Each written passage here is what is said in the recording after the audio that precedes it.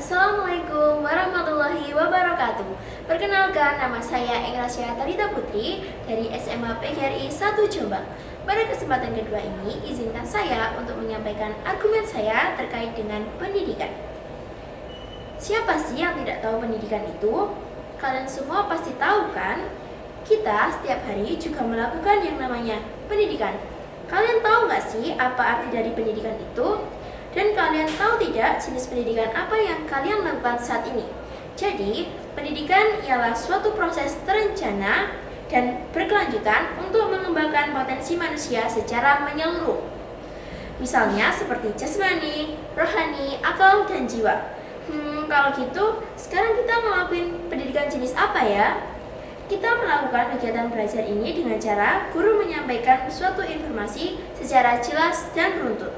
Sedangkan di sisi lain, pendidikan progresif ini hanya berdasar pada pengalaman pribadi, dalam arti guru memberikan suatu arahan saja tanpa adanya penjelasan. Lebih menarik yang mana ya? Kalau aku lebih menyukai pendidikan klasik. Mengapa? Karena dalam proses belajar dan mengajar, pendidikan klasik ini lebih efisiensi, dikarenakan guru langsung menjelaskan, tidak hanya arahan saja. Seorang murid lebih bisa menerima materi dengan cara pendidikan klasik. Walaupun pendidikan progresif ini berdasarkan pengalaman individu dan individu juga dapat lebih paham. Namun, IQ semua anak sangatlah berbeda. Anak tersebut yang merasa dirinya tidak bisa akan sangatlah kesusahan dan lebih menyukai pendidikan klasik. Ya, memang benar. Jika pendidikan klasik ini, kita lebih bisa mendapatkan materi atau penjelasan dari guru. Tugas kita hanyalah mengikuti arahan yang beliau berikan.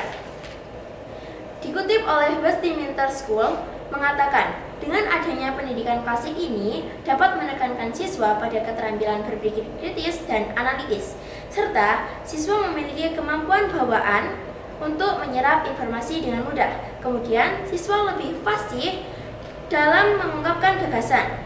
Di negara kita ini, Indonesia ini, saat ini masih ada atau bahkan lebih banyak menggunakan pendidikan klasik.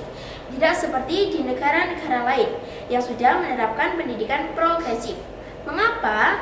Hal ini dikarenakan penekanannya lebih efisiensi dan relevan.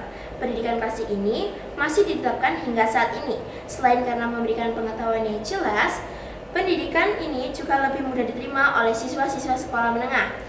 Tidak hanya menguntungkan untuk murid saja, tetapi memudahkan juga bagi guru. Salah satunya ialah peran sebagai pembimbing strategis. Sama halnya dengan semboyan Ki Hajar Dewantara yang mengatakan ing ngarso sung tulodo, yang memiliki makna menjadi suri tauladan bagi orang-orang sekitarnya. Ing madya mangun karso, memiliki makna memberikan semangat orang lain. Dan yang ketiga ialah tut wuri handayani, yang bermakna seseorang harus bisa menjadi pendorong bagi orang lain.